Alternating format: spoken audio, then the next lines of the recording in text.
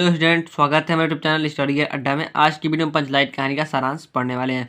पंचलाइट कहानी का सारांश आपके बोर्ड परीक्षा में कुल 5 अंकों में आता है। आज मैं आपको पंचलाइट कहानी का सारांश ऐसे बताने वाला हूं कि आप कभी भी भूल नहीं पाएंगे। अगर आप ये वीडियो देख लेते हैं तो आप पंचलाइट कहानी का सारांश कभी भी भूल नहीं पाएंगे। तो वीडियो को पूरा देखिएगा क्योंकि आप ही का फायदा होने वाला है। तो पंचलाइट कहानी को लिखा है फणीश्वरनाथ रेणु जी ने। पंचलाइट कहानी को लिखा है फणीश्वरनाथ रेणु जी ने। फणीश्वरनाथ रेणु जी पंचलाइट एक आंचलिक कहानी है। फणीश्वरनाथ रेणु पंचलाइट कहानी के हैं जो लेखक हैं। फणीश्वरनाथ रेणु जी पंचलाइट एक आंचलिक कहानी है। यह बिहार राज्य के एक पिछड़े अंचल की पृष्ठभूमि पर आधारित है। जो पंचलाइट है वो एक आंचलिक कहानी है। पंचलाइट एक आंचलिक कहानी है। यह बिहार राज्य के एक पिछड़े अंचल की पृष्ठभूमि पर आधारित कहानी है। गांव में कई टोले हैं जो जातियों के आधार पर बटे हुए हैं।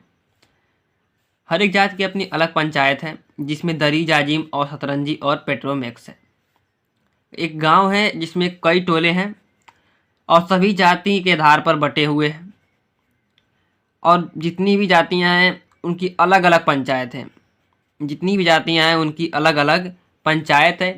जिस पंचायत में दरी हैं, जाजिम है, सतरंजी हैं और पेट्रोमैक्स है। पेट्रोमैक्स को ही गाँव वाले पंचलाइट कहते हैं। पेट्रोमैक्स को ही गाँव वाले पंचलाइट कहते हैं। उसमें एक टोली है महतो टोली। महतो टोली के लोग साल भर के दंड जुर्माने के पैसे से रामनवमी के मेले से पंचलाइट खरीदते हैं। अब महतो टोली के जो लोग हैं वो साल भर के जो दंड जुर्माने के पैसे जुटाए रहते हैं उसको मिलाकर एक पंचलाइट खरीदते हैं। एक पंचलाइट खरीदते हैं। टोली के लोग पंचलाइट खरीदे जाने से बहुत खुश हैं। पूजा पाठ और कीर्तन का भी आयोजन है। पूजा पाठ और कीर्तन का भी आयोजन है, किंतु टोली के किसी भी व्यक्ति को पंचलाइट जलाना नहीं आता। अब जब पंचलाइट खरीद लेते हैं महतो टोली के लोग तो बहुत खुश हैं, पूजा पाठ और कीर्तन का आयोजन करते हैं। किंतु एक बहुत बड़ी संकट आ पड़ती है महतो टोली वालों पर, क्योंकि जो पंचलाइट खरीद रहते हैं उसमें उसको जलाना होता है, तो उस टोली के किसी भी व्यक्ति को पंचलाइट जलाना नहीं आता। पंचलाइट जलाना नहीं आता। दूसरी टोलियों के लोग महतो टोली वालों का मजाक उड़ाने लगते हैं। जब ये दूसरी टोलियों के लोग जानते हैं कि महतो टोली वालों को पंचलाइट जलाना नहीं आता तो दूसरी टोलियों के लोग महतो टोली वालों का मजाक उड़ाने लगते हैं कि इनको पंचलाइट जलाना नहीं आता। टोली की युवती मुनरी, टोली में युवती रहती है मुनरी, अपनी सहेली कनेली को बताती है कि गोधन पंचलाइट जलाना जानता है। जब कोई पंचलाइट नहीं जला पाता तो टोली की युवती एक रहती है मुनरी, वह जानती है कि गोधन पंचलाइट जलाना जानता है, तो अपनी सहेली कनेली को बताती है कि गोधन जो होता है वह पंचलाइट जला लेता है। कनेली की बात सुनकर पंच चुप रह जाते हैं। कनेली की बात सुनकर पंच चुप रह जाते हैं क्योंकि गोधन दूसरे गांव से आकर बसा है। गोधन दूसरे गांव से आकर बसा है और गांव की लड़कियों को देखकर सिनेमा का गाना गाता है।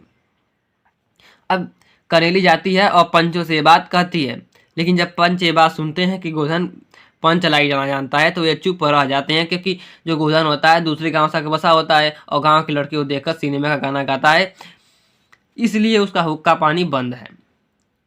इसलिए उसे गाँव के बाहर नज़रबंद करके रखा गया है, क्योंकि वो देखकर लड़कियों को सिनेमा गाना गाता है। बिरादरी की इज्जत की रक्षा के लिए गोधन को खोल दिया जाता है और वह बड़ी कुशलता से पंचलाइट जलाकर पूरी बिरादरी का दिल जीत लेता है।